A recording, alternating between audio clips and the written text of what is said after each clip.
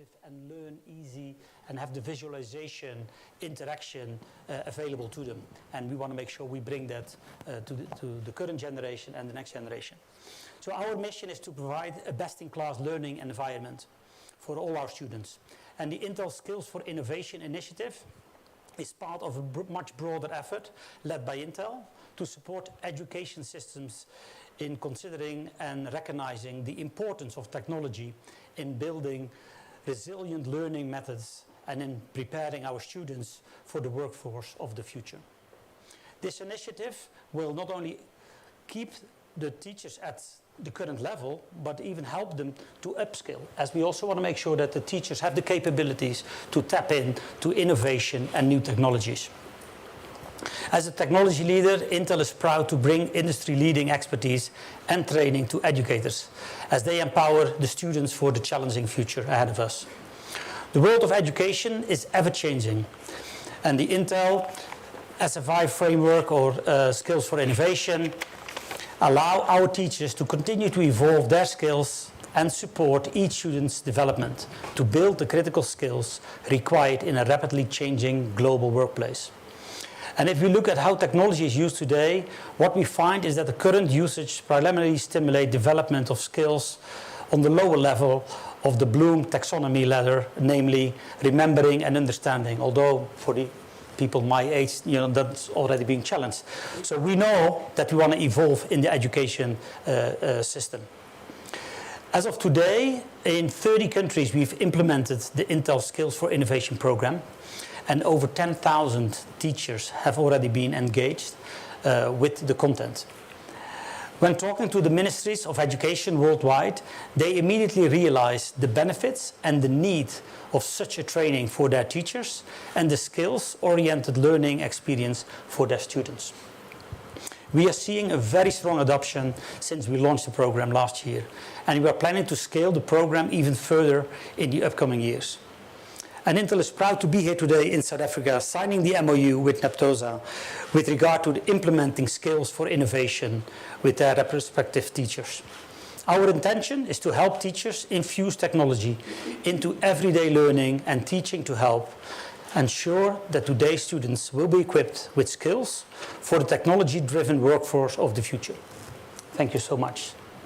Thank you so much, Maurits, for that opening statement. So, ladies and gentlemen, fellow colleagues, I'd like to open up this segment for engagement and questions. Just to remind you that we will, of course, be tackling some of the talking points per theme. And the first theme that I think we can start with here is Intel Skills for Innovation program. We've witnessed an MOU being signed. We know there was a launch today at Orbit's college, the Brits campus in the Northwest. Perhaps if we can touch on that for the next 20 minutes. And again, please, when you do ask questions, may you just introduce yourself and which organization you represent. So with that being said, we may open the floor for hands, and we may, of course, start with our engagement in taking any questions.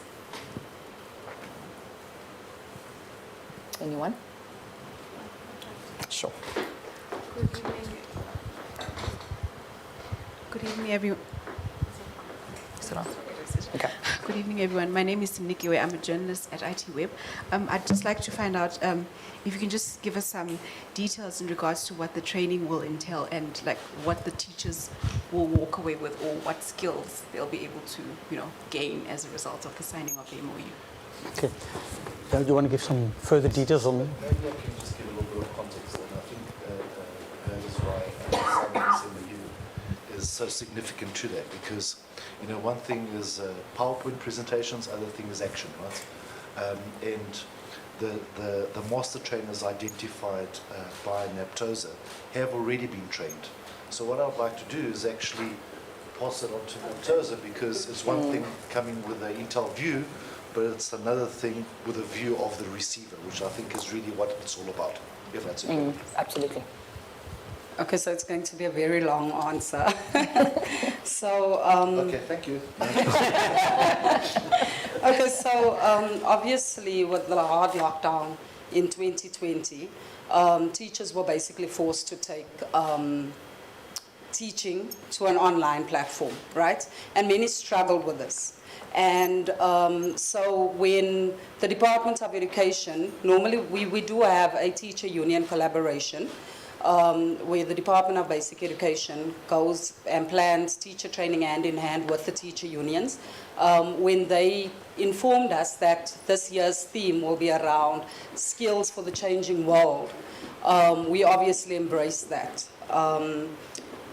And the inability of learners to read with understanding across all grades and the ripple effect thereof in mathematics and other subjects has been a major concern for NAPTOSA. It is in this light that we approach coding and robotics, as learners will only be able to understand algorithms and manage problem solving if they can read with understanding. So the only way that coding can be taught in a way that engages students' problem-solving skills, computational thinking, and communication skills is to improve teacher confidence. And that is where Intel comes in, because NAPTOSA opted for the Intel program because it aims to equip teachers with basic to advanced digital skills. So it's a four-level program. So from level one is the basic computer literacy skills. And then it goes all the way up to level 4, which is more advanced. And the purpose is to train educators to have the skills required to adapt technology in their virtual and physical teaching environments, know how to create technology-infused learning experiences that build future-ready skills, and then also to be up to date with trends impacting their students' futures and equip them with tools to maximize their students' learning outcomes in anywhere learning scenarios. So as a result of this, the plan, basically, the rollout plan, if I can go into that. The rollout plan was for us to obviously train master trainers in all of the 9 provinces, and that we have done.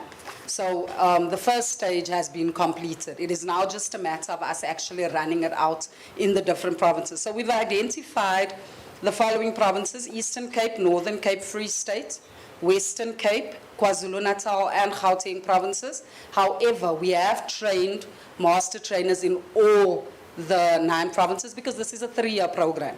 So going forward, we obviously also want to take it to the other provinces. And our master trainers, the ones who have been trained thus far, are excited. And judging, both Michelle and I had the opportunity to actually attend the master training. And it goes without saying that all the teachers were at different levels. Although these are our master trainers, we wanted people who were computer literate, but now, instead of it just stopping with computer literacy, it's showing how to bring technology in the classroom and making it a part of your everyday teaching, not just having to only teach on an online platform, but basically even in the classroom, using your technology within the classroom, bringing coding and robotics into the classroom by the use of different apps, and then also the learning platform, the LMS, the learning management system that they have. So we are of the opinion that in order for teachers to actually gain or have those the confidence that they need to cascade the training to their learners, this is an ideal course because it starts right from the basics and it takes you throughout until the advanced. Thank you. That's my lady singing. That's the Oscar. Thank you. That's the Oscar song. It's actually that it's live. It's on YouTube, so I was just checking. Yeah, important to fact check while we're doing it. If I may also just ask a follow-up question. I mean, what does this mean for teachers and for them to focus on learning and teaching and technology and not the issues around technology? I'm talking here about the realities that we already face in the country around digital divide. We want teachers to focus on learning, but how do we then mitigate challenges around technology and issues around technology, do you think? Anyone can take that. You sure? Yeah. Okay. So basically, the key is we wanted something that would demystify technology. because we must also be cognizant of the fact that we have older teachers who fear technology, and that's a reality. Many teachers are of the opinion that when technology comes, it's going to replace the teacher in the classroom. And basically the aim here is to show that technology can't go without the teacher. And likewise, we as teachers need to move with the times. And the only way we can do so is by being real. And the reality is that our learners, our children, right from birth, I mean, the department also just took over the ECD section, and which means we're going from birth right up to grade 12 now with basic education. So from birth, our children are exposed to technology. So instead of fearing it, we need to bring it inside the classroom for teachers and learners to find common ground and to obviously enjoy the learning experience together. So it's not bringing something new, but it's integrating what we are currently teaching with the current curriculum. Right. Yes. Thank you so I much. hope you answered. I just want to add something. It's also very important, I'm Tinus du Preez, the Vice President of NAPTOSA. It's important that we instill in the teachers that technology cannot teach. The teacher has to teach. And the technology that they use is an assistive device to enhance the teaching and moving with the times. Our children are used to technology, but the warm body in front of the class is still the main teacher or the facilitator of knowledge in the class. It cannot be the technology. And that they can't abdicate their role as an educator and move it and give it over to technology. They still have to manage the technology and bring it to the child in a meaningful way. Right. I'm Hema Hariram, Senior Executive Officer at NAPTOSA Head Office. And I want to just speak specifically to the challenges. And during COVID, we belong to Education International, it's NAPTOSA. It's the mother body of teacher unions. And research was done because everything had gone online. And both the international and the Africa region research revealed the inequalities, and we've seen that within South Africa.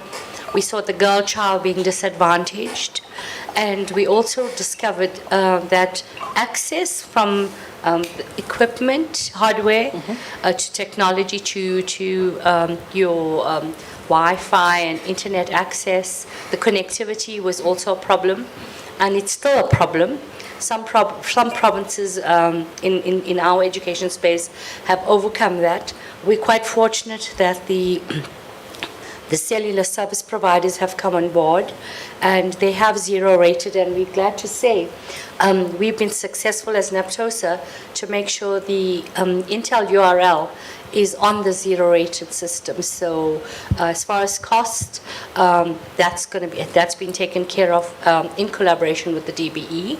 And we've also we're looking at the service providers to give us boosters in areas, but clearly there are areas that we really are going to be struggling in Limpopo and Northwest, parts of Northern Cape and Free Eastern Cape, and KZN, you'd be surprised. So we're hoping, we have engaged them, and that they've spoken of boosters and other technology that will assist us in getting the teachers in the deep rural and rural areas to be able to have access to it. Because I think every teacher has a smartphone, if you think of it, all the teachers. So from that perspective, NAPTOSA has been proactive, and with the department, we are striving to actually to rid the gap, not narrow the gap, to get rid of the inequalities that we are facing. All right. Thank you. And I think, just to add to that, I think if you would have imagined if COVID would have happened, say, 10 years ago, with the lack of technology availability, the lack of communication, it would be a complete disaster for the younger generation. And yes, we all realize that the recent period has not been far from ideal for many students. But fortunately, with technology, are at least able to close the gap to a certain extent. And I think with these initiatives, I think we all realize, including the teachers, that it is super important to use the tools which are available, which basically helps the next generation, wherever you are, to get access to relevant content and to develop. right, thank you for those answers. Colleagues? Sure. Lindsay Shooter from Tech Magazine.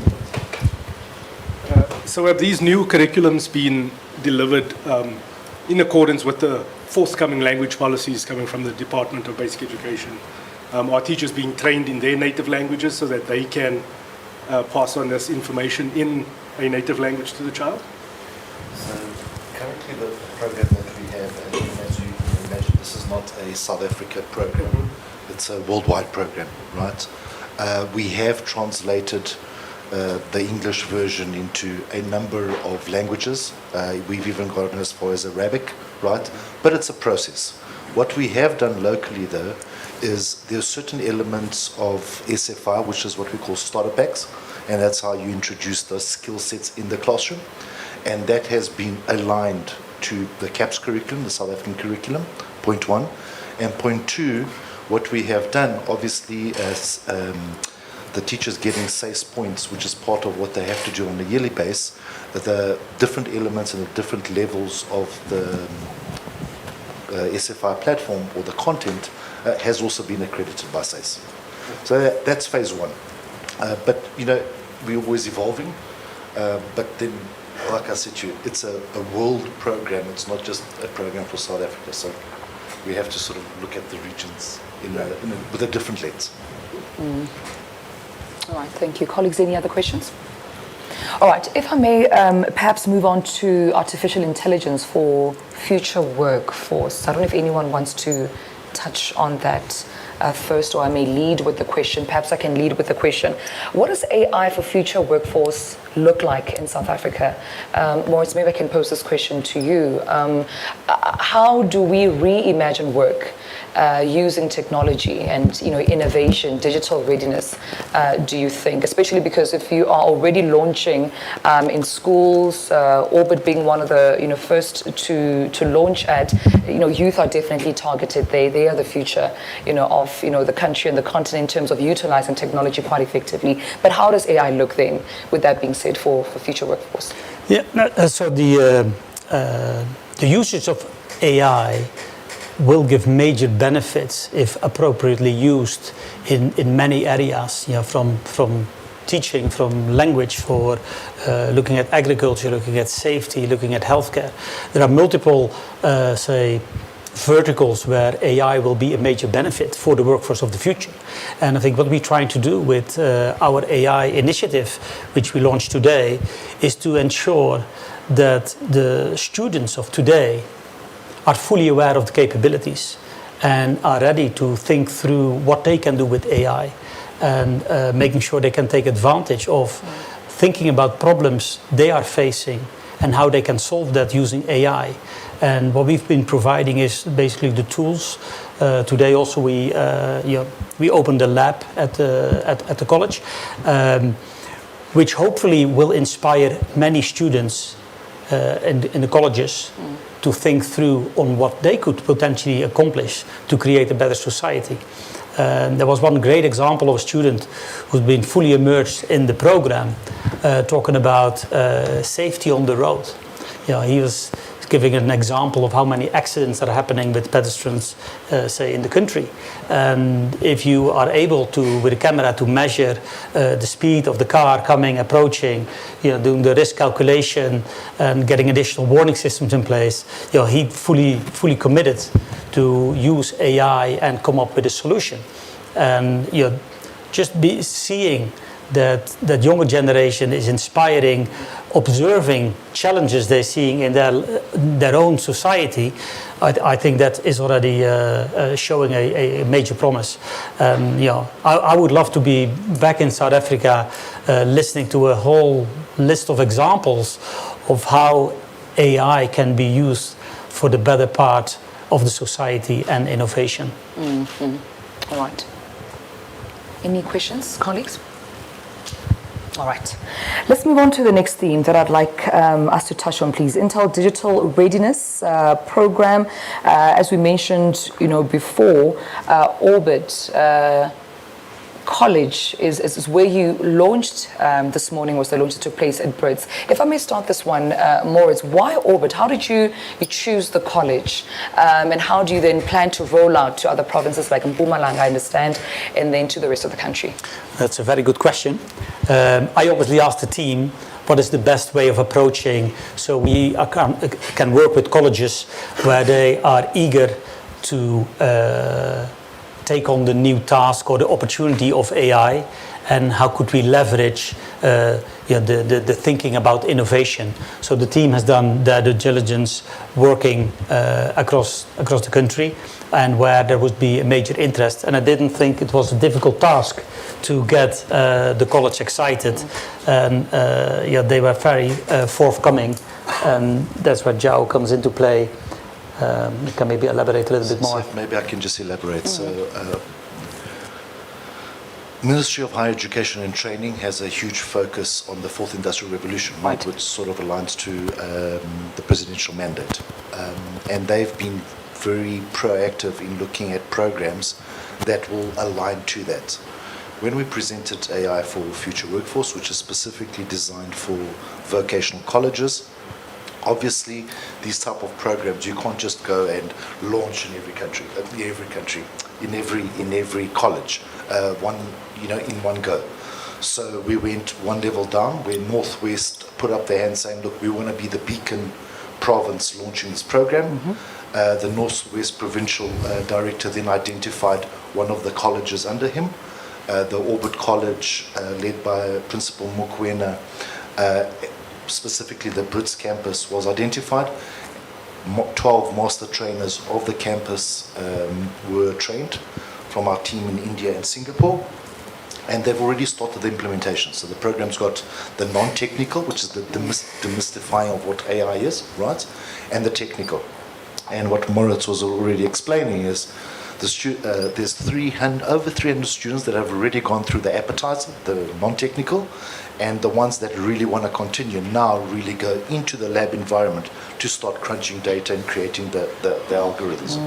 So the college was basically, so if you look at national, provincial, identified as the beacon for other colleges, then to have the blueprint of the local implementation, because we've implemented this program in many other countries, China, Poland, Singapore, US, but every country has its own unique elements of how you implement. And Orbit College has now got the blueprint to be able to assist other colleges with the implementation with the local flavor. All right. Thank you for that.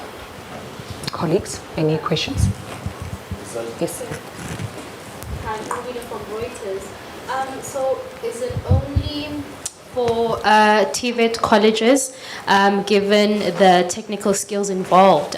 So you wouldn't be launching this into maybe like a VITS. I mean, I would be interested in just knowing at least the theory behind it, right? Although VITS doesn't really give you those technical skills, but I mean, I would just want to know that, right? So is it only specifically TVET colleges, given the technical skills required for that?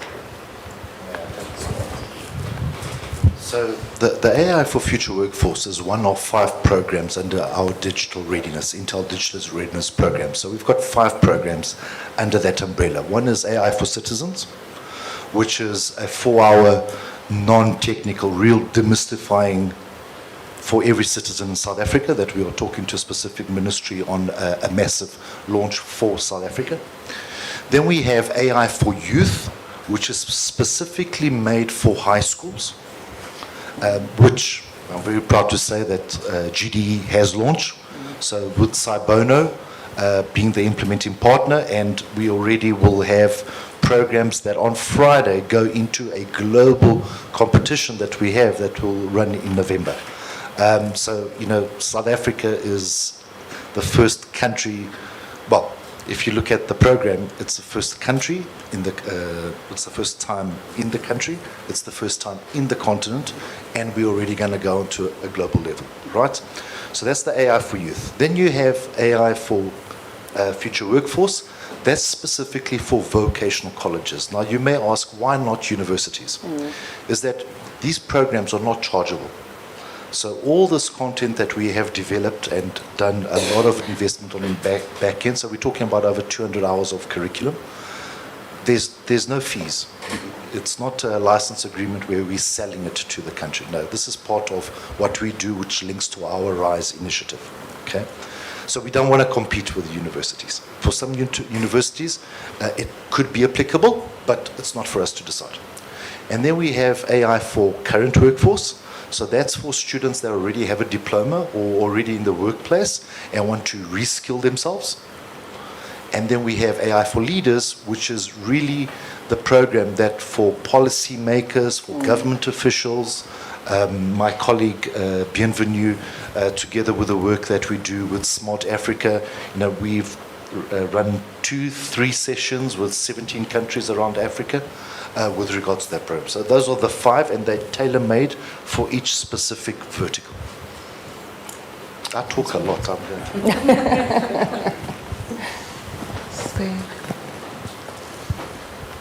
Maybe I should leave again. Are we on? Okay, cool. We are. Spumela Lesoli from SABC Network. You mentioned the AI for Youth program, and you said you piloting it or you launching it with Saibona, which is in Johannesburg. Is there a plan for that? For example, if you look at, is it on? Okay. Is there a plan for that to be rolled out to other parts of the country? For example, if you think of, let's say, places remote as Mhlabi-Alingana on the border with KZN and Mozambique, where kids probably can't, well, which I've visited actually, producing a technology show, have never even accessed a computer, have never touched it physically. Can that be launched in such places? And also, we have a huge unemployment rate in the country, and not just at youth level, even people who are post-youth, over 35s. Is there a plan to assist in that regard? And because, again, doing a tech show, I've met people who say, well, we're unemployed. Everyone is talking about the 4th Industrial Revolution. We feel that we are being left even further behind. And most programs focus on 35s and under. And those people are then left without access to much, really, when it comes to tech access, tech education, tech skills. So would we like a plan? Absolutely, right? However, the way these programs are designed is to work with the government machinery, right? So the scale and the implementation of these programs, we really need the government's mechanics, if I can put it that way. And I think there's 2 lenses with the part of the children that have absolutely no access to technology and the ones that already have. Do you wait to fix everything so that everyone has access? It's going to take time. Or do you do it in parallel? So you tackle where you already have technology and infrastructure where you can infuse these programs. And as infrastructure rolls out into areas that currently today may not have, then you implement. So it's a little bit of a 2-pronged approach. All right, thank you for that answer. Colleagues, any other question? Sure. Do you want to elaborate, Emma, before we move on to the next question? Now let's have the question. All right. Mine is also proposed. Okay. Afternoon. Samuel Makova from Independent Media. It's a follow-up question to his question. I was pretty worried about the problem of electricity, more especially in deep rural areas. Aren't you scared that about the electricity problem that is happening here? Because I can see this program need electricity right through. Is there any plan that you have, like solar systems and stuff, or generator that will be planned in the rural area schools and those schools who don't have electricity? Thanks. Well, the choice of infrastructure based on the infrastructure that you have is what then creates the specification, right? So typically, if you look at our technology, our launch of our 12th generation, you have laptops with enough compute power to create and run these inferencings and create these algorithms. As you know, we also have to think about the online and offline. So these programs, all the data sets, all the software is actually preloaded on the devices to mitigate against connectivity. And then the choice of what technology. So for example, at Albert College today, they're using desktop technology, right? In an area where we have challenges with electricity, the obvious sort of solution, I'm not going to say obvious is a terrible word, but the solution would be laptops that even if electricity goes off, you can continue working, point one. And point two, there are many solutions around the world and in South Africa, which is utilizing charging trolleys that then can be linked to a generator or a small solar system that, you place the laptops in the trolley, which is also like a safe as well, that's lockable, and that becomes the charging point.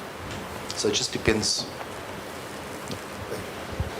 All right. Hema, do you want to elaborate? Okay. I was having listened to the reach at your vocational colleges, and I'm not sure if Intel's aware that the DBE is rolling out what's called the three-stream model, where the current package of education is very academically inclined, and we have large dropouts as the earlier speaker had indicated. So we have occupational and vocational, and Mr. Dupree's school is one of the schools that offers the School of Skills, and he may elaborate. And then we got the technical stream, your technical schools, and then your academic. I want to propose that maybe you were starting in the vocational colleges. There's also the introduction of not just TVET, but the CET colleges. And if you could look to how we could bring it closer home to the children before they leave the system and join that needs group that you are speaking of. Thank you. And Tinas, do you want to elaborate? My head is going to take us to another direction. In terms, no, because this is a passion of mine, and I've been listening. And my issue is further than that, there's just this room. There's no mention of learners with disabilities. How accessible is all of this for the blind, the physically disabled? They're entitled to a life in this country, and they need to be educated. And we can't, if it's adaptation to current programs, because you can't use the same programs. It's got to be, then you still have a group, and I hate the word slow learners, that are cognitively challenged, but they can do something in terms of technology, but it can't be the same program. Just to add on, and then that's my parachute into this whole rollout of the programs. But then very important what Emma said in terms of the schools, that we're going the route of the three-stream models, and I'm just afraid that not everybody understands what is actually meant by the three-stream models. Not even some of the politicians. But there's got to be a focus, and it happens in a lot of countries. We are this country to focus on academics. We only have in the mainstream group academic schools. What the three-stream model is going to try and do is to go to the technical and then the vocational one, where children are prepared for a job after school. And this program, if we roll it out correctly, is an excellent chance for these children to be employable, if there is such a word, or in terms of in the technology, in the technical field after school. Absolutely. All right, I'm going to ask just a final round of question, if there's any, from my colleagues. Sure. I just have one, just going back to the AI for Every Citizen program. You mentioned that you guys might be in talks with a specific department. Are you able to tell us which department that is? And also if you can just share what's the response been from their side? It's very positive. Is it by any chance the Department of Comms and Digital Technologies? Or? We will see. Watch the space. All right, keeping us in suspense there. All right, and just before we wrap this up, I have one final question for AI for leaders. I think it was 2021, if not this year, where there was a digital readiness for leaders, where African countries particularly met in Kigali. And I just wanted to know, how does then AI, do you think, determine, as well as form policies for decision makers? Just when we look at... Yeah, everyone is just like their way.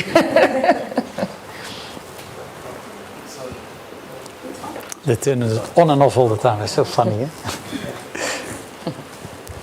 Hello.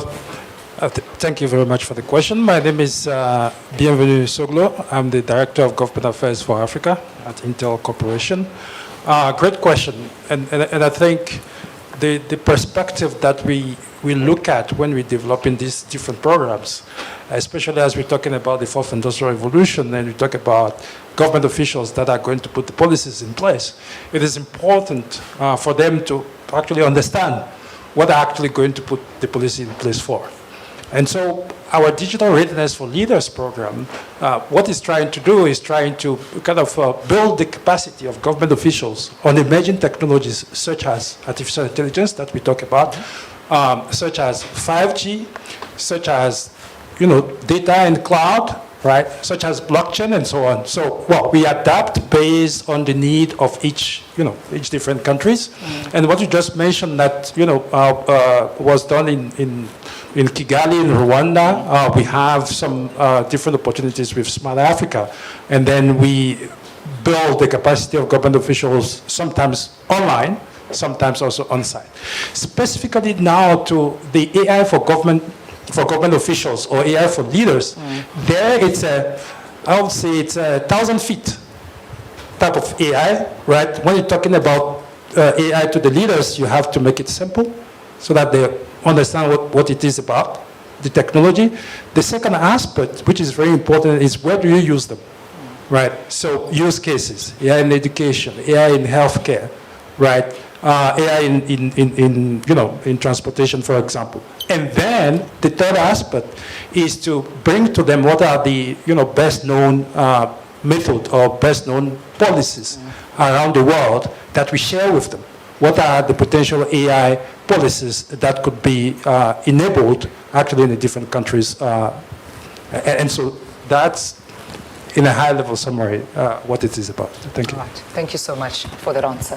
All right, ladies and gentlemen, colleagues, that's where we will wrap up our theme under Digital Readiness Program. I'd like for us to move on to technology and product leadership, and I'll leave the floor open for my colleagues. Any questions that you may have perhaps around product leadership, around technology, gaming, the likes of Intel Africa Masters. Any questions, engagement, or should I perhaps open? Maybe let me perhaps open this one for us. And maybe let's talk about gaming and esports here for a moment as I open this up. We know that, gaming and esports has stopped being, a playtime, sort of a luxury for South Africans. The industry needs developers. It needs definitely coders, designers.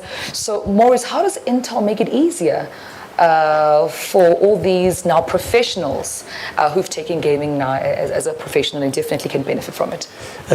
Professionals in terms of doing gaming or professionals in terms of development? I mean, gaming is a professional right now, I think. Okay, I mean, you need to know what you're doing when you're gaming, but also when it comes to developing and coding, I suppose as well. But in terms of, so we have the Intel X3 Master, which is a global initiative, which we are in for, I think, for more than 10 years, which is extremely popular. And we've been extending, say, these gaming series. So we now kick it off in Africa. It's South Africa, Egypt, North Africa, and Nigeria. So we will have, I think there are already 300 activations currently in terms of gaming teams who are qualifying and participating. And it's just, gaming has become so popular that it's not only about the gamers themselves, but it's also these people who all watch people play games, which many of us would say, why would you watch people playing a game? And this was interesting. I remember I was in one of the X3 Masters finals, and there was one person from the FIFA, from the Football Association. And he says, why are people coming to a stadium to watch people play games? And then the person looked at him and said, why do people come to a stadium to watch people play football? It is just the area of interest. And obviously it is much more the younger generation who started the whole gaming community.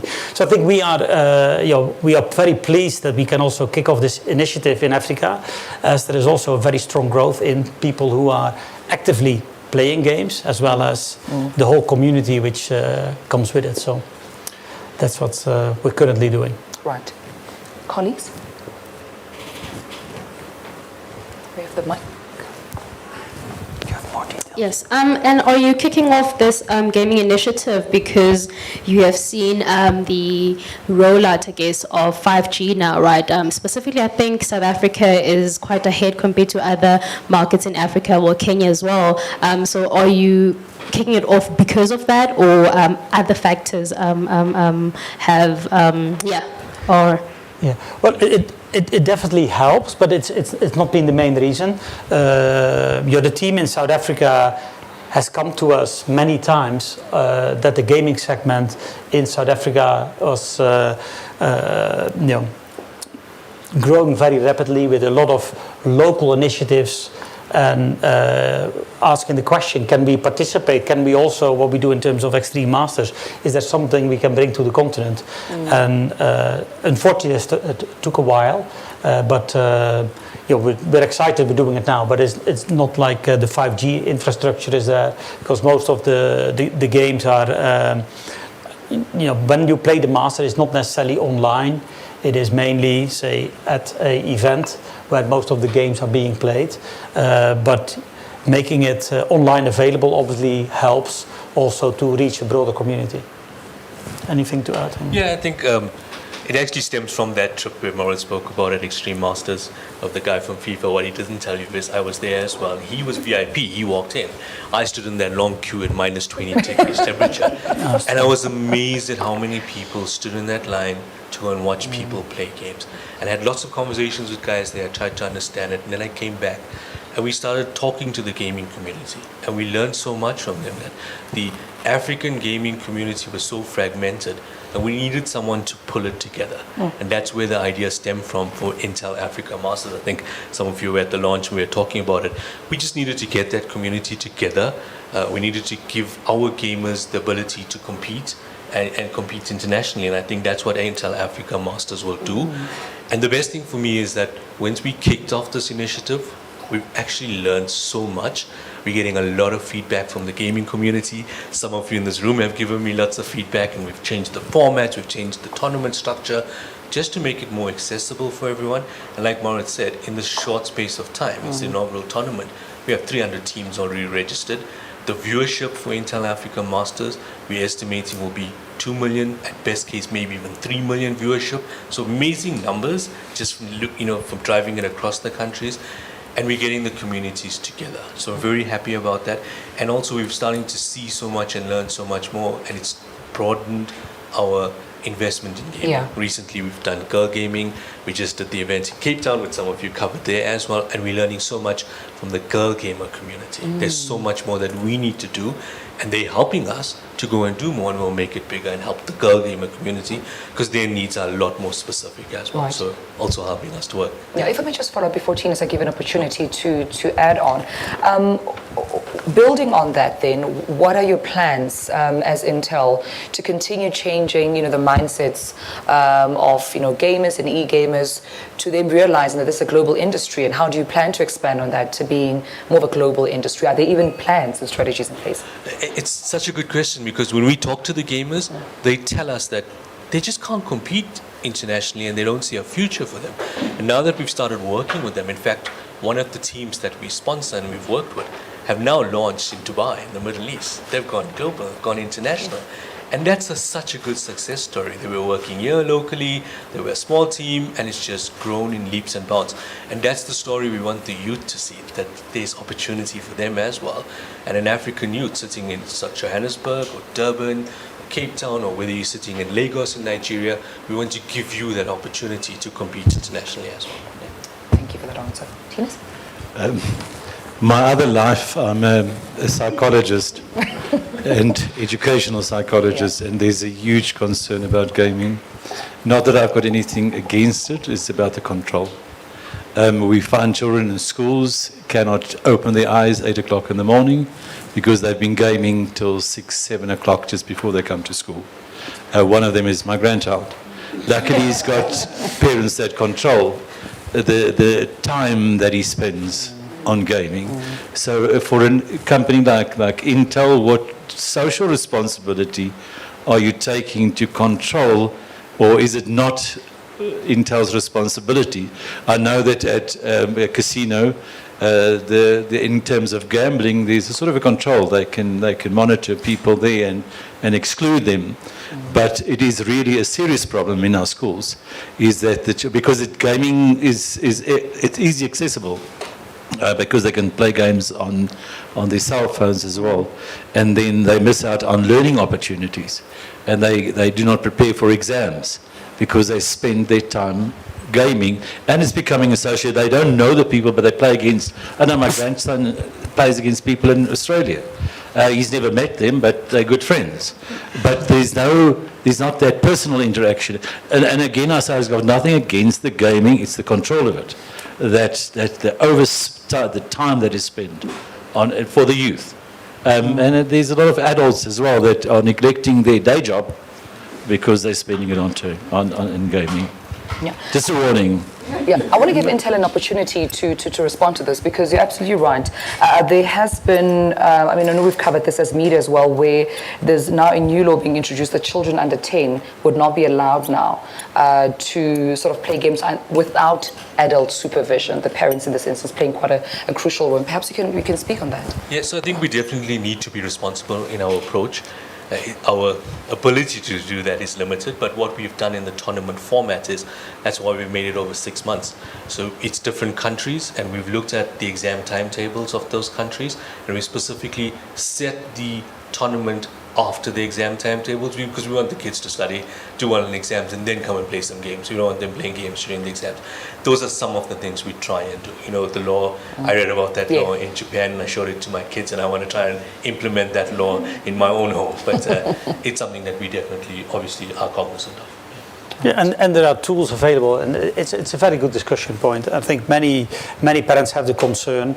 There are tools, there are software capabilities to lock timing, to give access, etc., etc. But it requires discipline in terms of the family of the do's and the don'ts. I remember when I was a young kid, a long time ago, I loved playing football instead of doing homework. My parents, we had 5 children, they were not always capable of controlling me, of not playing football and doing homework. I'm not saying it's compatible, it was much simpler and easy to observe, but it's a conversation we need to have with the parents. We had a discussion yesterday ourselves, and one of our colleagues, he has fully implemented a model on what the kids can and can't do, when they can play, when they can't play.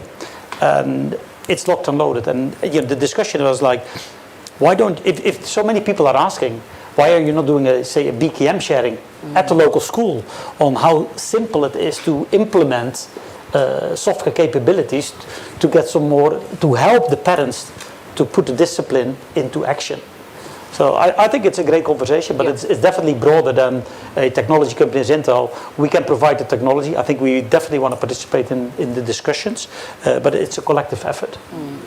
Thanks for that, Maurits. Let's go ahead, please.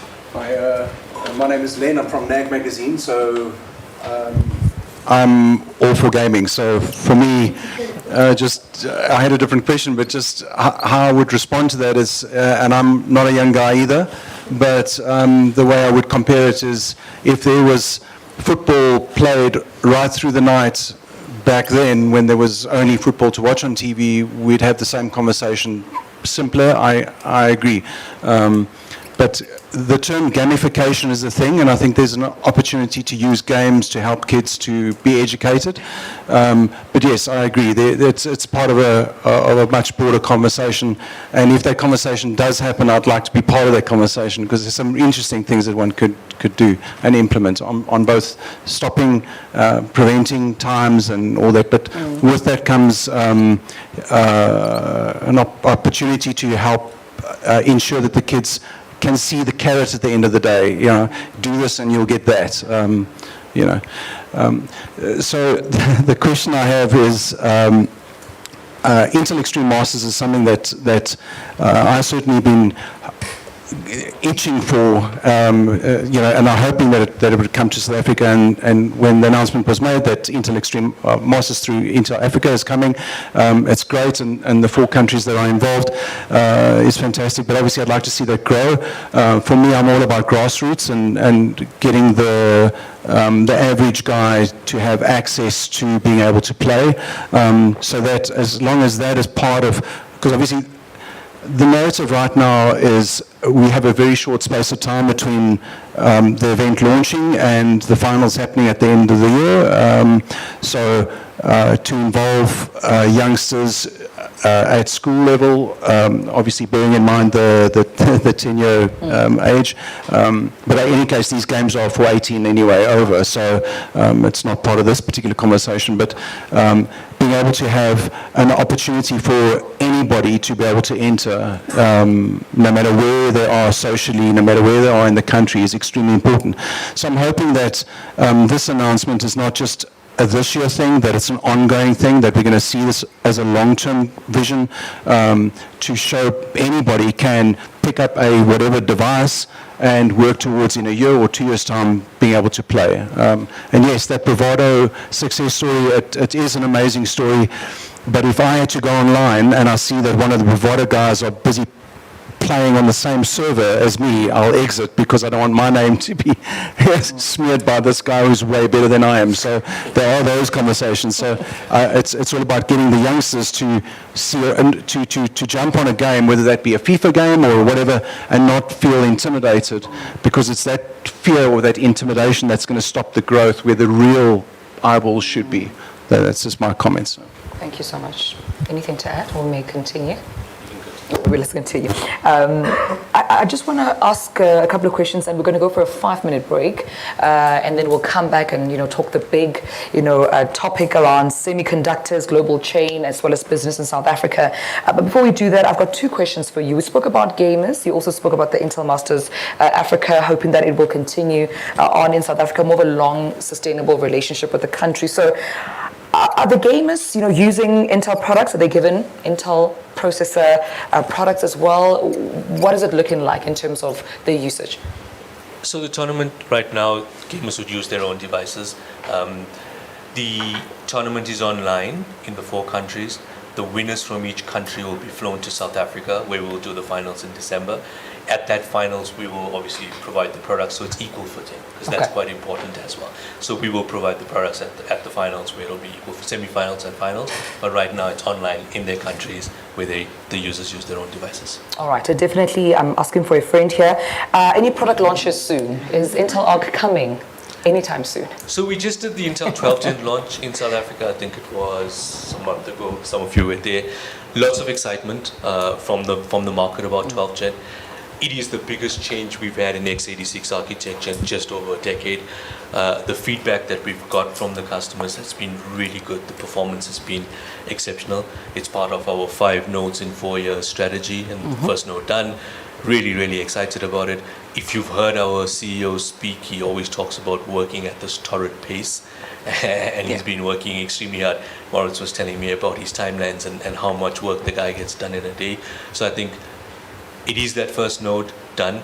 I think the next nodes to come are just as exciting. So, yeah. Granted, I will pass on the message. All right, well, thank you so much. Let's take a 5-minute break. When we come back, we'll be talking, of course, other big exciting topic themes around, I spoke about the semiconductors, EU investments, global supply chain, business in South Africa. So keen to hear what my colleagues have in store in terms of those questions and engagement. So 5-minute break and we'll be back.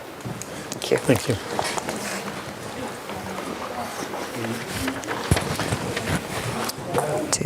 Mic. Yeah. Can I get the mic first? Can I get a huggy? Thank you. I know. Are you fine? Yeah. Yeah, enough time. How's home? How do you know? I think it's good. I think, yeah, there's a little bit more. Home, SABC. Oh, you mean the SABC? No, I'm upstairs.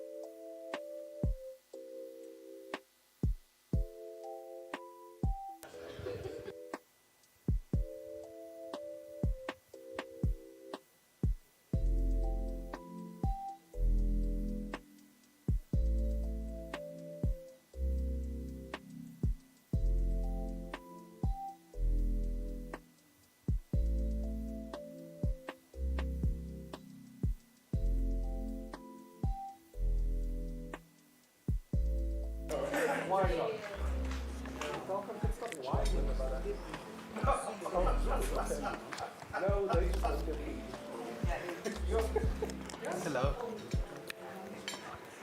All right, is everyone in? Is everyone in? Awesome. They'll find us along. Okay. Those of us that are driving have to take notes.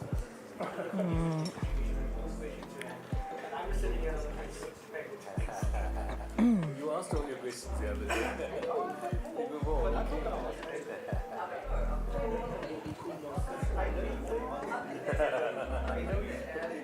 You saw I avoided that question. Okay. And I know when it's on. You press the button, if it's green, you're ready to go. Notification when you press the button.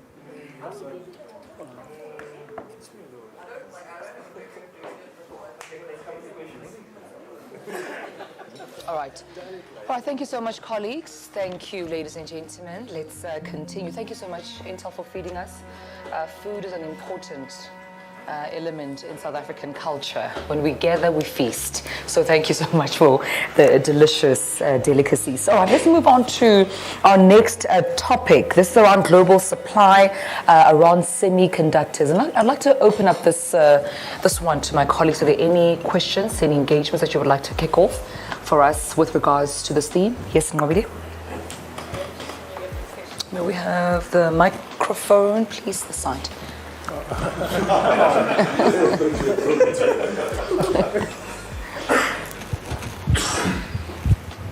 Yes.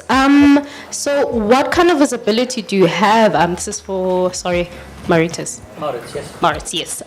What kind of visibility do you have for chip supply, and what can you tell us, in terms of the easing of supply of these chips, and how does that play in the African market? So great question. It's a very broad subject. If you look at the semiconductor supply chain, I think we've all observed over the last, say, 24 months some significant disruption in the supply chain caused by many factors. I think a couple of key indicators. I think when COVID started, some industries pushed back on their manufacturing capacity as a concern that they would not be able to sell their products, being it in automotive and in other key segments. Then other segments doubled down in consumption of semiconductors, and for example, the compute industry, notebooks, significant demand, but also other digital devices. And then the other industries also realized that they still wanted to have their orders in the books and start planning what they're going to go do next. And as we also look at the automotive industry, cars becoming also more digital, the next generation of cars are basically data centers on wheels with what they are capable of doing. And then the supply chain became very constrained. The overall global capacity, highly dependent on Asia. We all felt that pain. So Intel made a very strong commitment, as we were obviously well recognized as a chip manufacturer for our processors, which are going into many digital devices. We were not recognized necessarily for also being a chip supplier for third party, which basically means a foundry business. So building chips for other companies who make their designs and then deliver it to us and put it in our factories, and we build the chips for them. That was a very small portion of our business, and we decided in March, I think February, March, we made the announcement to significantly invest Intel as also a foundry business. Yeah, we talked about IDM 2.0, which basically means Intel is obviously well connected in the semiconductor industry. We collaborate and also use TSMC as a key supplier to us. But we also wanted to start building out our foundry capacity for third parties. And there's been clearly in this region, well, in the EMEA region, so to speak, Europe, Middle East and Africa, very challenged in terms of the supply chain. And Europe used to be roughly, say, above 20% in terms of semiconductor manufacturing. That is currently more like 8 to 9%. The EU came out with a clear statement on their CHIPS Act that they want to get back to 20% by 2030, which is a very ambitious goal. As we stated, we wanted to participate in the foundry business. We wanted to collaborate with the EU to help them achieve their goals. So we made a commitment to invest in additional manufacturing capacity in Europe. We are investing in an Intel fab in Magdeburg in Germany. We committed to that, which is roughly a 17 billion euro investment. Then we also at the same time said, okay, we have already a great manufacturing site in Ireland, where we are doubling down. So we put in another, committed roughly 12 billion to expand our capacity in Ireland. And then also from a technology point of view, we're currently working also with the government in Italy. We've committed a research and development center for high performance computing in France. And some activities also with in Spain. So there's a lot of activities within Europe, within the EU, which hopefully at the global level will start seeing a more balanced supply chain. Yeah, so that's in Europe. We also announced in the US, in Ohio, to also build there a new site. They also working on the US CHIP Act, which is also important. And so I think for the world, it is better to have a more balanced supply chain. You know, if all of us are dependent of 70% of the manufacturing of chips coming out of Asia, we saw the disruption due to COVID. And many companies also came to us that they don't want to be so dependent on maybe one or two suppliers only. So that's been all very encouraging, but that doesn't necessarily resolve the shortage challenges we've seen. I have to say I think in the compute industry we see it be more balancing out as we speak now. So if we compare it with say 6 months ago, it's significantly improved. Our output for our traditional computer chips, so to speak, has significantly increased. So I think we've been able to manage that to a much larger extent, and we're getting very positive feedback from our customers. But there are also a bunch of components we have been designing and developing, which are not necessarily manufactured in our own manufacturing plants. So that's why we depended on the capacity we can get from others. And in some segments, that challenge will go into 2023. So the overall demand for chips continue to be strong double-digit growth going into 2030 and beyond. And that's also why we are investing in the manufacturing capacity. The world is all going to go digital. We see that. We notice that wherever we go. I mentioned the car. And gosh, I'm not sure I can quote myself on this one. But I think the cars of the future, I think cars by 2030, that the cost of the car is probably 20% is going to be silicon, if I'm not mistaken. So we might check that data point. Gabi, can you check the data point? Because but that's just a significant shift from what we are used to and the way we look at the car industry. And that is just one example. We spoke about AI. If you want to implement AI, it's obviously silicon where it's going to be running on. That's one part. And when you're looking at AI, we also look at AI at the edge. And what we mean by the edge, we've all been observing the compute close to ourselves. Then we saw a clear trend of the cloud computing arising and taking shape.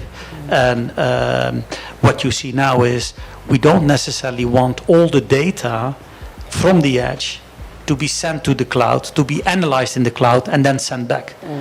So what you see also as a key trend is intelligent edge, as we see it. So again, that will require intelligent silicon to analyze at the edge and only send the relevant data back into the cloud. Else you will just overload your network by just transporting data for not necessarily the relevant reasons. Sorry, it was a very long answer. But So, and just a follow up. So, the additional capacity of the additional capacity of these chips, will it be concentrated in these developed markets, right? We won't see plants here in Africa. How far along are we, or it's just impossible given the skills, I don't know, the technology or what, but I mean, what is needed for Africa to be part of that additional capacity? yeah, so great question. It obviously took us a long time to decide on where to invest. These investment plans are for the long term. So if you look at what we want to do in the EU, we're talking about over the next 5 to 10 years, a potential investment of 80 billion euros. So it is about you're investing not for like the short term, it's really a long-term play.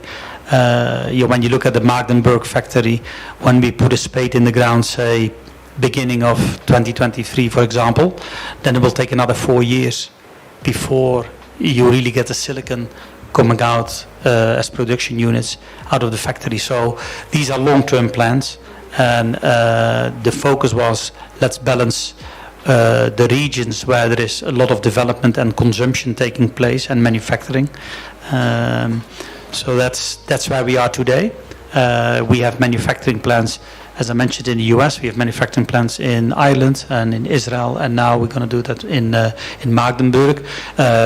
Beyond that, for me, it's just early speculation, and I think our focus is making sure what we are promising that we are going to be delivering for the world, because those components are not going to be manufactured for Europe only. This is going to be global semiconductor supply. So there could be as well be that there are companies bigger in Africa who are developing chips which might be manufactured in Europe or might be manufactured somewhere else. We just want to make sure that the supply chain as a whole is going to be more balanced. Thank you, Maurits. I suppose a follow-up question to that. What's your view on the American CHIPS Act? Do you agree with it? Do you, or are you opposed to it? Well, I'm not a politician. Let's start with that. But again, the United States is an amazing invention taking place for semiconductor designs. Yeah, look at the Qualcomms, the Nvidias, the Apples, the Microsoft, the Googles, the Amazons. They're all doing a lot of chip design themselves, and they also realize that design is one thing, but if the manufacturing is taking place outside that continent, and they are extremely dependent on the supply chain, and they're dealing with the supply chain challenges which have been amplified over the last few years, it's an obvious choice that you also want to have a balancing act in the Americas themselves. So, yeah, as an Intel person, I fully support the American CHIPS Act, and I think it's good to have that balance, Asia, Europe, and America. You're not a politician. Thanks, Pamela, for that question. Any other question, colleagues? Any other comment, question? Maurits, I wanted to ask you with regards to the shortage of, I wanted to ask you with regards to the shortage of these chips, right? I'm sure there's still quite a massive price increase. And I just wondered, with the impact of COVID-19, the shortage of the chips, obviously you mentioned that China was the only one at the time that it seemed the world was depending on. Did it make sort of access to technology more difficult to access to the SA market, if I'm making sense? I don't think that the supply chain issues are different for by continent or by country. Again, if I look at the way we handle that situation, we really look at the overall TEM data and the demand from all the countries and the regions, and basically put plans in place to ensure we can commit to the goals we've set and the agreements we are making. And I think if I look at Africa as an example, this is one of the very few areas where we've seen 5 years of consistent growth in terms of PC consumption. And the last 2 years obviously have been spectacular because of COVID, because of an acceleration of refresh, people more dependent, spending also their money in investing in technology, as people didn't go on holiday, not able to do an awful lot of other investments around the house. So that's been obviously accelerating the consumption for PCs in the last 2 years. Now COVID is fading. We've clearly seen that the people also are massively impacted by the inflation across the globe, which is difficult in many areas. And the spending of consumers is obviously changing. I have to say that we've seen it across the region, and I'm talking about, say, the whole of EMEA, that consumer demand significantly dropped in the last, say, quarter, as an example. But still, if you compare it with 2019, it is still a positive trend, because we had 2 real peaks, and now you see kind of getting back to a much more moderate consumption model. And with that being said, I'm not sure if you answered this. So obviously with the impact of COVID and seeing the shortage of chips and obviously the semiconductor market being affected, have we recovered? Or is that what you're trying to explain, that it is still a recovery process, even with the plans that you have in place? I would say that it's not completely recovered, because if you look at the supply chain for a notebook, for example, we work with the whole ecosystem to ensure that when we sell our products to the ODMs who are manufacturing it for the multinationals, as an example, and for many of the notebook vendors, when we do a design, we work closely with the ecosystem to ensure that what we need in terms of building the best system, that those other partners who are delivering components or screens or batteries are fully aware of what the latest and greatest notebook, for example, should look like. But then there are also other chips which are obviously required to build a full notebook. There are examples of shortages of very small controllers for addressing the display. So you can have all the key components and Intel supply all the CPUs, but if you don't have this, could be a $2 component, you cannot complete the device. So that's where the complexity of the supply chain has been massively amplified, as you can focus on certain areas and make sure you get your house in order. But to get your house in order, you basically need to work with the whole ecosystem, so the devices are ready to be consumed, and that's the clear status. So, but talking to the multinationals and been talking to many of the distributor partners, the inventory levels they were having, say, a year ago compared to where they are today, then I feel very comfortable in saying that the inventory levels the distributors have to supply the units into the markets is at the moment healthy enough to meet, in most situations, the demand. All right. Colleagues, any other question? Any questions? I have 2 more questions, if I may, then we can move on to business in South Africa, if you may allow me, Maurits. Let's talk net zero water here, and how I suppose it fits into green and environmentally friendly technology. I mean, what setbacks have you experienced, and how did you overcome that? In terms of the water? Yeah, in terms of the net zero water. It's a very good question. So we have our RISE 2030 goals, which is very ambitious in making sure that we obviously meet the sustainability goals, but also provide clean water. I don't know exactly how many of our factories are now fully at a 100% status. I think we did an announcement a week or 2 weeks ago on the factories which are fully at the 100% level. And that always has been a major objective from Intel, to ensure that we are using our manufacturing plants and not have a negative impact to the environment. And if we can provide a positive impact, obviously even better. But we are setting ourselves very aggressive goals, And it's not only us setting the goals, it's also collaborating with the whole ecosystem. Because whatever we do, it's a small step as we build a processor that still needs to be built into another device.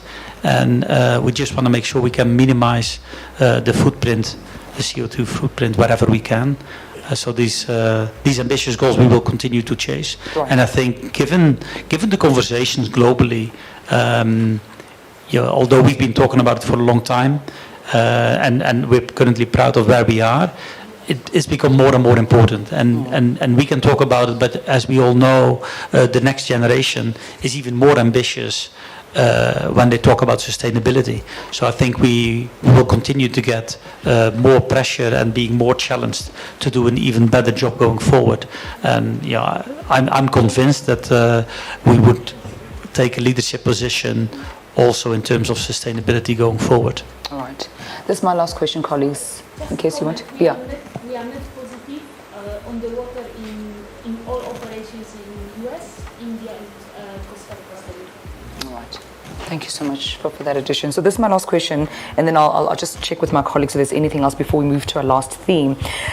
So we know that data is king in the world of technology, right? What's the state of data centers in South Africa, would you say? A good question. I know that there are lots of ambitions of the large hyperscalers who've been investing in also in the continent and in South Africa in particular. And they clearly are committed to make sure that they are providing the services which are also being provided in other parts of the world. So I'm very optimistic of the commitment of the industry, because again we are providing key building blocks to the hyperscalers, but we're not, say, building data centers ourselves, and we are supporting the likes of AWS, Google, Microsoft when they're building out data centers, and we are supplying the key technology to them. So I'm personally excited that the technology that implementing and bring that to South Africa, I think, is for the greater good of the people and the companies, as it is in many other parts of the world, to have their data as close to them as possible, to ensure they can use the cloud, but also for new companies. There are so many stories of companies being born in the cloud, and then you need, obviously, latency is a challenge, and if the data centers are obviously in the continent, then that latency challenge is obviously being dealt with. Right. Thank you for that. Colleagues, anything on this theme? Maurits, can you just please maybe just give a list, maybe just, I think you had mentioned that this is the supply of chips where it is easing. So this is in computers, but in the automotive sector, it hasn't been easing. If you can just give a list of the sectors where it's easing and then where it hasn't eased yet. Okay, great question.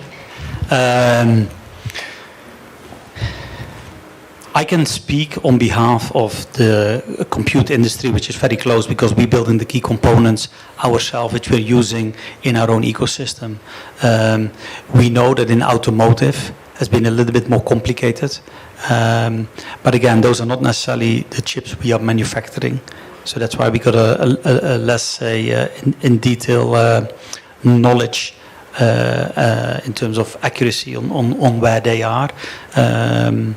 So if you talk automotive, I would really, talk to the automotive team. But yeah, we hear that they are not out of the woodworks yet. But I cannot necessarily predict on when that will change. What we obviously do know is that there is a lot of innovation taking place in that segment, and we are obviously having conversations with the automotive industry when they're talking about the next generation of car development and autonomous transportation, etc., is also what technology can we provide. And obviously we will have a little bit more insight and control if we look at it from that perspective. All right, thank you so much, colleagues. As we will wrap up our theme, of course, under this particular topic on semiconductors and chips. So let's move to our final one this evening, and this is on Intel's plans for doing business in South Africa. Perhaps if I may just kickstart this one, and perhaps, Nitesh, you can advise here. With regards to inclusion and diversity, I mean, I'm sure it's one of your biggest strategy, not only in South Africa, but globally. So where are we in the country with Intel with regards to hiring diverse individuals? So I think the diversity policy for me is close to my heart, obviously, coming from my background. It's something that we advocate for. The one thing that I love about Intel is when we hire, we also talk about a diverse hiring panel. Because, you know, when you have like-minded people interviewing, you end up with a like-minded person. And I love that about that diverse hiring panel, where you get folks. I've been in panels for interviews not only for South Africa, but for teams in the rest of EMEA, and likewise, we get folks from EMEA and Africa interviewing here for South Africa. We just did it now with Lengiwe, I think. She went through 6 or 7 interviews, which makes it really difficult to get into the team, but we focus on getting the right people. If you look at the South Africa team, I'm so proud of how diverse we are. It is actually a truly diverse team, and for us, diversity is both in terms of previously disadvantaged backgrounds, but also male and female.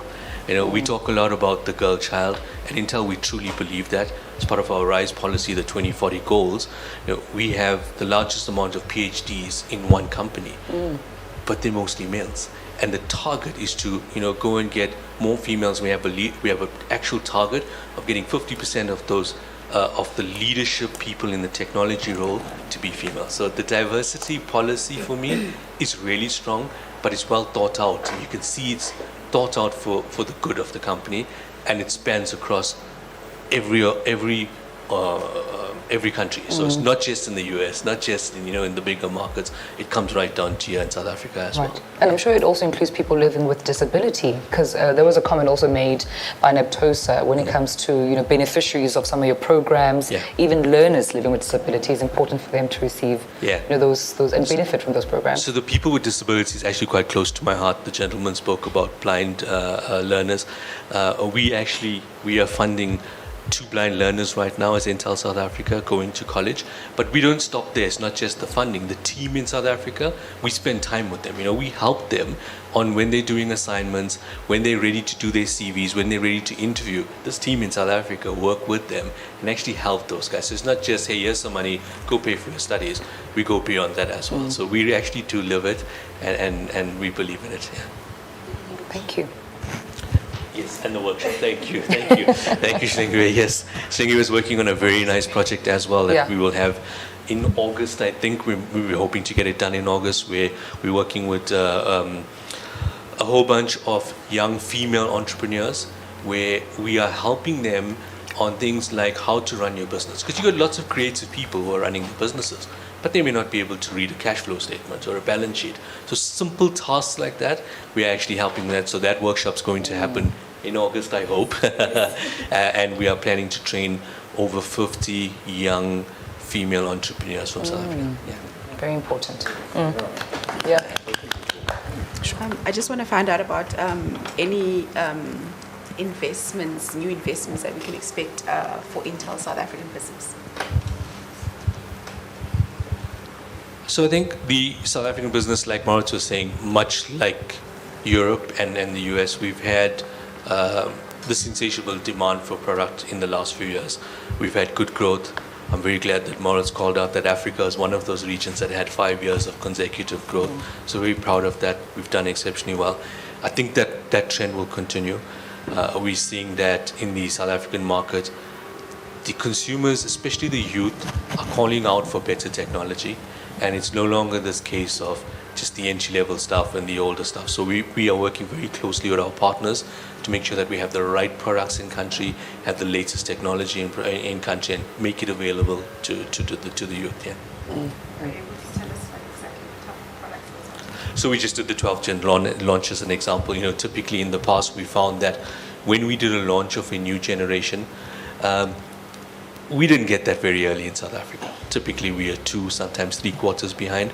So we work very closely with our vendor partners and our distributors to make sure we try and get that here in time to market. All right. Thank you so much for that answer, Nitesh. We're almost done. I just want to give an opportunity for my colleagues once more. Yes, Mobile.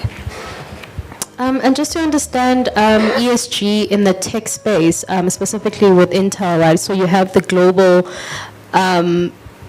ESG targets, and obviously in South Africa you don't have any manufacturing plants, but I mean, how does that look like in South Africa? Can you repeat the question?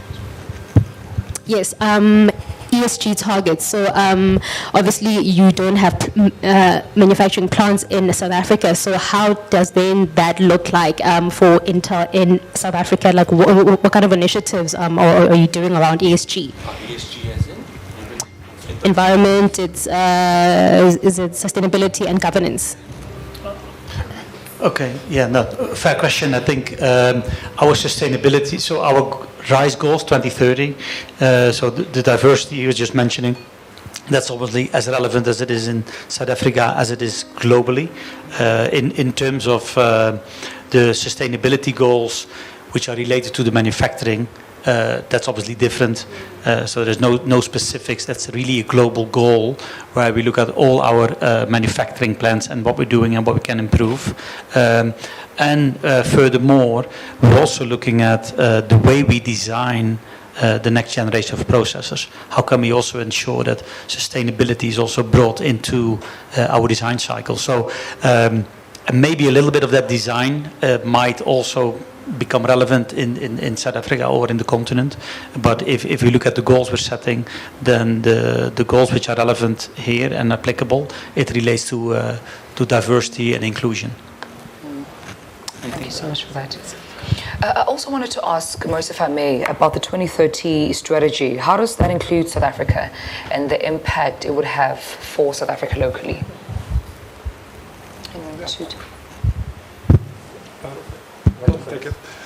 Okay, great. Great question. And when you look at our RISE 2030 goals, right? RISE, it means what? Responsible, inclusive, sustainable, and enabled by Intel technology, right? And as part of those, just to give a simple example about the launch this morning of the AI for Future Workforce, right? Because we want to make technology fully inclusive, that's how we design our digital readiness programs that has different levels. And that allows us to build the capacity for different, part of the population, right, to enable them to use the technology, right, for whichever sector they are in. So that is just to give you one example of many other, possibilities that the RISE 2030 goals has. All right. Thank you so much for that. Colleagues, any other question? Going once, 1.5, 2, 2.25, 3. And it's sold. Well, that's where we're going to leave it for this evening. Quite an impactful and effective engagement. Thank you so much for making time for us this evening. Thank you to my colleagues for taking time out and engaging with Intel. Quite important questions were raised, comments being made, in specifically how South Africa aims to benefit. I think you did a good job, Intel, in making sure that we are assured that South Africa is in good hands with your company. So I'd like to thank yourselves as well as Naptosa for joining us this evening. Thank you to my colleagues for coming through and making time. And please enjoy the rest of your evening. There's also still some treats outside and some drinks, and feel free to network. But thank you so much. Yeah, thank you so much for all coming in person. It's been 3.5 years since I was in South Africa. It's always been top of my list to come at least twice a year, and then 3.5 years not coming to South Africa, and then landing here on Monday morning, and such a warm welcome from all of you, but also the customers I've met and the local team. It gives me enormous amount of energy to work even harder and be a big fan and supporter of Team Africa. We got internally, we also an Africa strategy where we're talking to our CFO, who is actually from Ghana himself, who reports directly to the executive office. And he every quarter does a review with us where we give an update on what we're doing and where we are and where we need more help. So Africa is definitely high on my personal agenda, and thank you all for joining us. Thank you, Maurits. Thank you so much, everyone. Thank you, colleagues. Thank you. Have a good evening.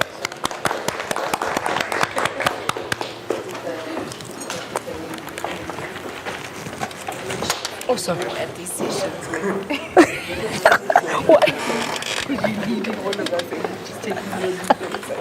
Can I tell you, when I was prepping, I was so intimidated. Oh, thanks, Bob. I was so intimidated. Sure.